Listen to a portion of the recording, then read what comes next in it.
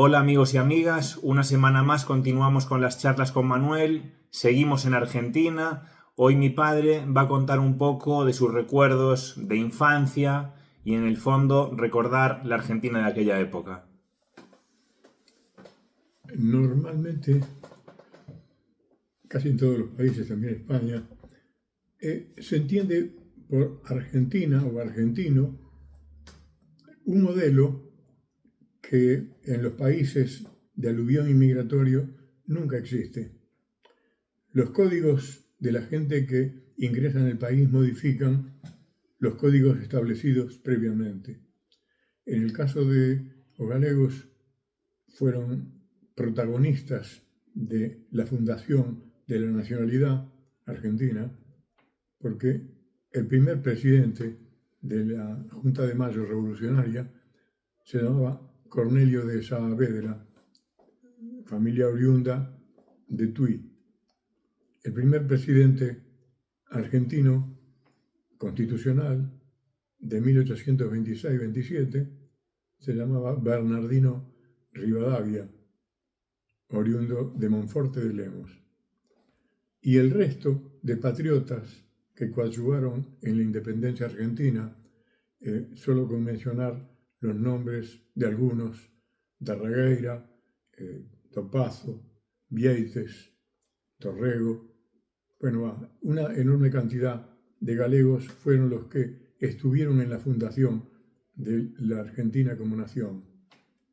Bien, ese modelo no tiene absolutamente nada que ver con el modelo siguiente, que a partir de 1950 comenzaron a ingresar minorías que urbanizaron y modelizaron la ciudad de Buenos Aires, franceses e italianos preferentemente. A la vez, ellos no fueron los últimos, porque la enorme afluencia inmigratoria en Argentina se produjo en los primeros años del siglo XX. Más de 2 millones de inmigrantes entraron en los primeros 20 años. Tampoco eso tiene absolutamente nada que ver con el precedente.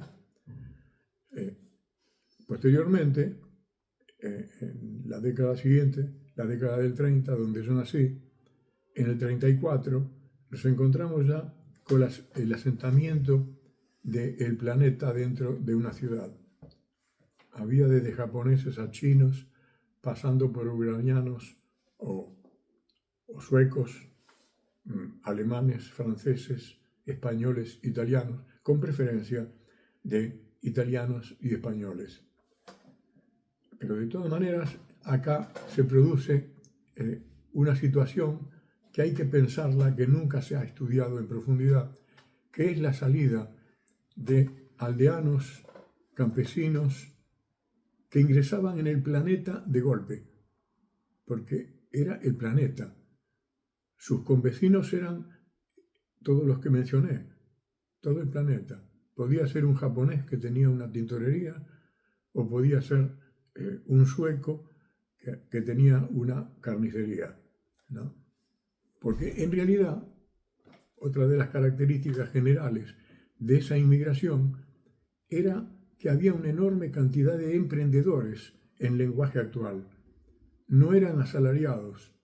Los asalariados comenzaron a existir después de la Primera Guerra Mundial, donde se tuvo que sustituir la industria que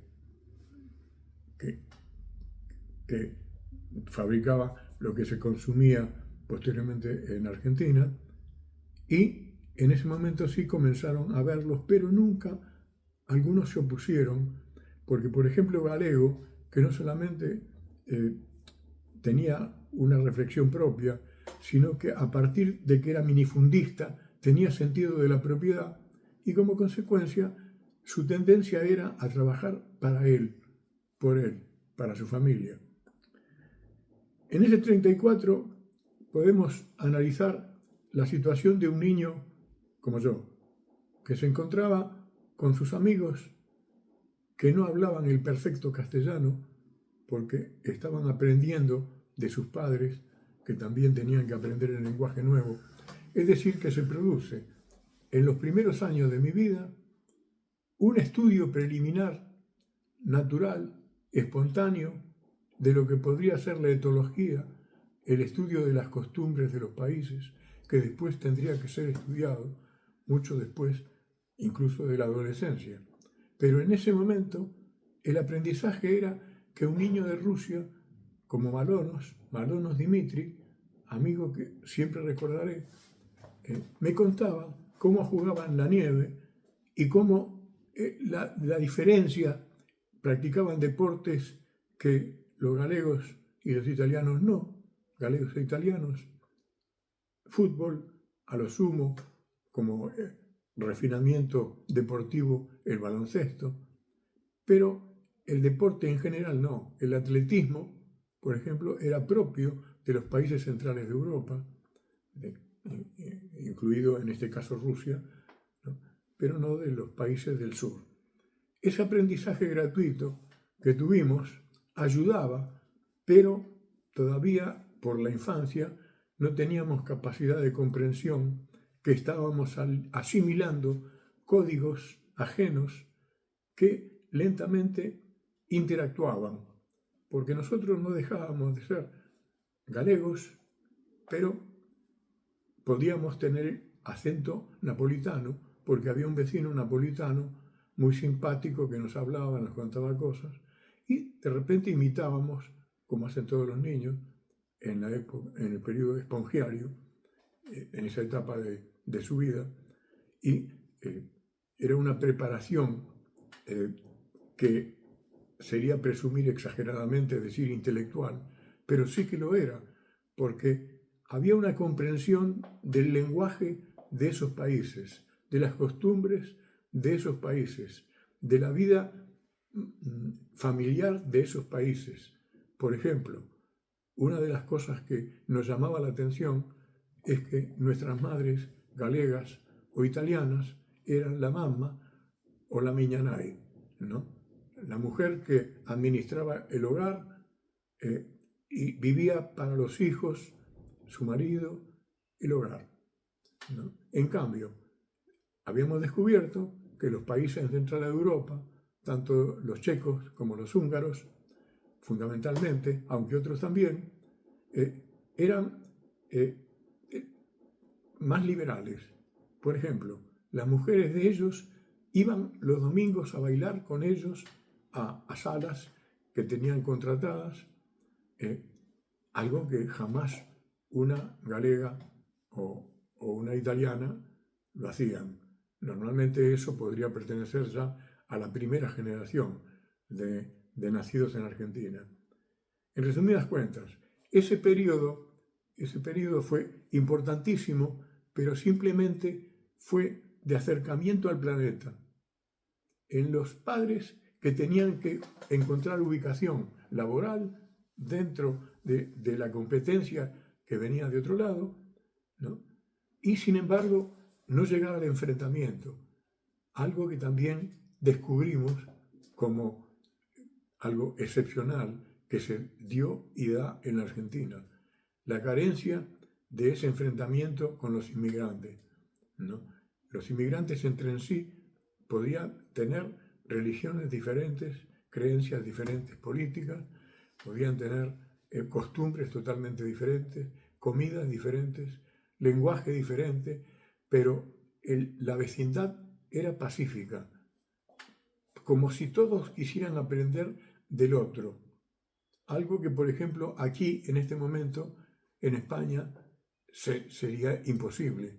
Se discute incluso el ingreso de los inmigrantes. No se acepta que el inmigrante venga, aunque venga a ocupar puestos de trabajo que no le interesan a los naturales de España, ¿no? Eso en Argentina nunca se dio, y la interculturalidad es lo que ha gestado esa idea que se tiene del argentino sin tener explicación. Yo espero que en esta primera charla respecto de la argentinidad hayan entendido básicamente algo, muy poco, pero que por lo menos quede claro. Las etapas de modelos ciudadanos se modifican permanentemente en los países de inmigración. Veremos posteriormente el gran desarrollo que provocan en la adolescencia. La adolescencia ya es la catapulta para un argentino que ya viene más completo que los anteriores. Gracias. Bueno, nos vemos la semana que viene. Como siempre, esperamos vuestros comentarios, preguntas, sugerencias, todo lo que se os ocurra ahí abajo en los comentarios. Muchas gracias. Hasta la próxima.